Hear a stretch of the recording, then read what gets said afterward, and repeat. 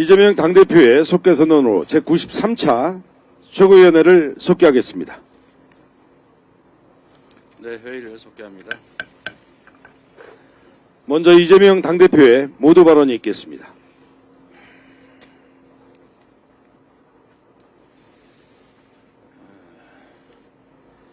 의성에서 시작된 산불이 지금 나흘째 진화되지 못하고 있습니다.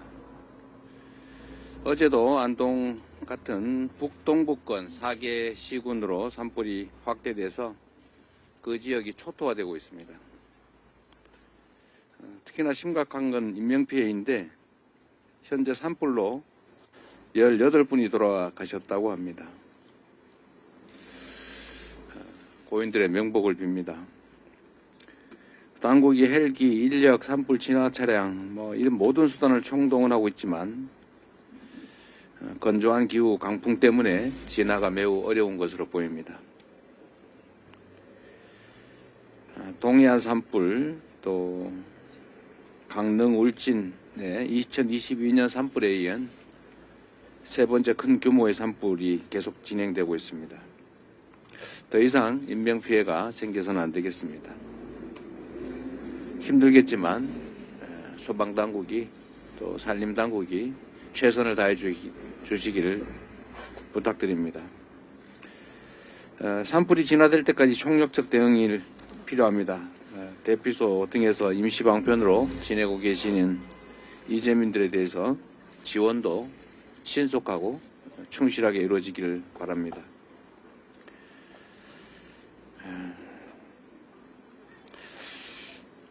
여야가 추경 편성을 합의한 지 벌써 일주일이 지났습니다. 우리 민주당이 수차례 촉구를 하고 있지만 여당은 언제나 그랬듯이 말로만 추경의 긴급성을 강조하면서 시간을 보내고 있습니다. 또 예산 편성권을 가진 정부는 무슨 가이드라인 핑계를 대면서 책임을 국회에 떠넘기고 있습니다. 이번 30일에 열리는 고위당정 협의회에서는 꼭 실질적인 성과를 만들어내기 바랍니다. 어제 발표된 통계에 의하면 중산층의 여윳돈이 5년 만에 최저치를 기록했다고 합니다. 직급이 오르고 월급이 올라도 물가 이자 부담 때문에 각종 비용만 천정부지로 오르다 보니까 주머니가 지갑이 텅텅 비어가는 것입니다. 대한민국의 중산층이 무너진 데다가 또 무너지고 있습니다. 우리 국민 10분 중에 7분이 추경이 꼭 필요하다라고 합니다.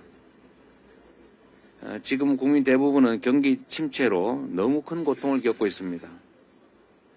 조금이나마 이 고통을 덜고 우리 경제에 숨을 불어넣을 수 있도록 정부 여당이 신속하게 추경 논의에 나와주시기를 다시 한번 촉구합니다.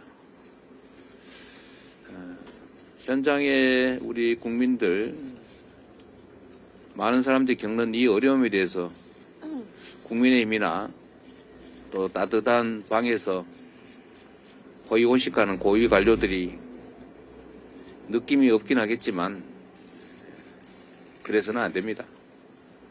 조금만 더 관심 가지고 신경 써주시기를 재삼 촉구합니다.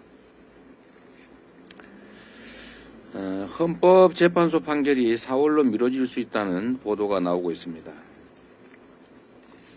뭐 그리 어렵습니까? 도저히 이해가 되지 않습니다. 우리 국민들께서도 마찬가지일 겁니다.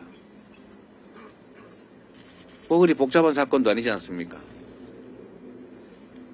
국민이 맡긴 권력으로, 국민이 맡긴 총칼로 국민에게 위협을 가하지 않습니까? 어떻게 대명천지 대한민국에서 군사정권을 꿈꾸고 군사 쿠데타를 시도합니까? 헌법 질서를 완전히 파괴한 행위 아닙니까? 그것도 실제로 실행이 있지 않습니까? 위헌적인 포고령을 선포하고 조건도 갖춰지지 않은 계엄을 선포하고 절차도 지키지 않고 언제나 침해의 대상이 될 수 없는 국회의 군대를 진입시키고 언론사들을 핍박하고 명백하지 않습니까? 온 국민이 전 세상 사람들이 다 봤는데 뭔 또 증거가 필요합니까? 이게 위헌 위법이면 부인할 길이 없을 것이고 이게 헌정 질서를 수호해야 될 대통령이 헌정 질서를 파괴했다는 명확한 사실 누가 부정할 수 있겠습니까? 이미 내란 수괴 혐의로 구속 기소된 대통령에게 다시 면죄부를 주면 아무 때나 군사 쿠데타 해도 된다는 거 아닙니까? 비상계엄 면허증 주는 거 아닙니까? 지금 하루에 생기는 피해가 얼마나 큽니까? 나라의 지휘탑이 무너져서 혼란과 혼돈 그 자체인데 이걸 하루라도 빨리 종식해야 될 헌재가 아무런 이유도 없이 국민들이 납득할 수 있는 이유도 없이 계속 미룬다는 것은 그 자체가 헌정 질서에 대한 위협 아니겠습니까?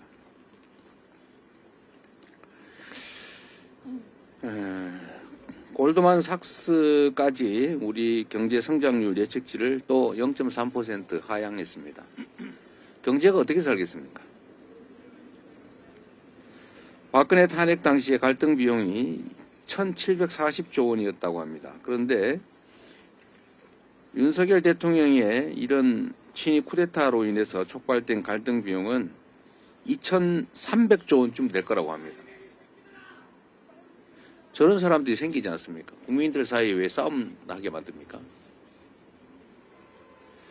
탄핵 심판 선고가 장기화되면 국가 신용 등급도 낮아질 수 있다는 분석도 나옵니다. 우리 더불어민주당 민주연구원이 계엄 100일의 대가 보고서라고 하는 책을 만들었습니다. 이런 내용인데 이거 한번 보시면 우리 국민들이 두고두고 갚아야 될 청구서가 빼곡하게 기록되어 있습니다. 몇 가지 말씀을 드려보면 작년 4분기 GDP가 6조 3천억 원이 증발했습니다. 가구당 한 50만 원 정도씩이 갑자기 사라졌습니다. 자영업자가 20만 개가 추가 폐업했습니다. 20만 명이 직업을 잃었다는 거죠. 종업원까지 하면 더 많겠죠. 주식 시가총액이 144조 원이 날아갔습니다. 갑자기 내가 가진 주식 자산이 없어져 버린 거예요. 코인 하락, 세수 결손, 신용 등급 비상 이런 건 따질 필요도 없죠. 생산, 소비, 투자 모두가 다 감소했습니다. 외환 보유액도 4,100억 달러 아래로 떨어졌습니다. 청년 일자리가 최대폭으로 감소했습니다. 이런 상황인데 알 수 없는 이유로 선고를 계속 미룹니다. 어느 쪽이든 빨리 결론을 내야 국정이 안정이 될 것입니다. 87일 만에 한덕수 총리가 복귀했습니다. 마은혁 헌법재판관, 마용주 대법관 빨리 임명하기 바랍니다. 이게 계모임에도 규칙이 있고 초등학교 학급에도 규칙이 있지 않습니까? 규칙을 어기면 제재를 해야 그 공동체가 유지가 됩니다. 대한민국 5,200만 국민의 최고 합의, 최고의 규범, 법률 그 이상 헌법. 이 헌법이 정한 기본적인 민주공화국의 질서를 헌법을 수호할 제1의 책무가 있는 대통령 권한대행이 대놓고 지키지 않으면 대체 이 헌법은 누가 지키겠습니까? 이 나라는 어떻게 되겠습니까? 최고 책임자가 최고 규범을 대놓고 어기는 마당에 어떻게 우리 국민들한테는 규칙을 지켜라, 교통질서 지켜라, 죄 짓지 말아라, 형법을 어기지 말아라 약속을 했으면 지켜라. 남의 돈 빌렸으면 떼먹지 말고 갚아라. 이런 요구를 어떻게 합니까? 이게 나라가 되겠습니까? 한덕수 권한대행 복귀했다고 하는 것은 지위와 권력을 회복했다는 뜻이 아니라 책임과 역할을 더 가지게 됐다라는 것으로 이해하시기 바랍니다. 책임을 이행하는 것이 더 중요합니다. 이상입니다. 구독과 좋아요, 알림 설정은 콘텐츠 제작에 큰 힘이 됩니다. 여러분과 함께하는 K트렌드 뉴스에서 소식을 전했습니다.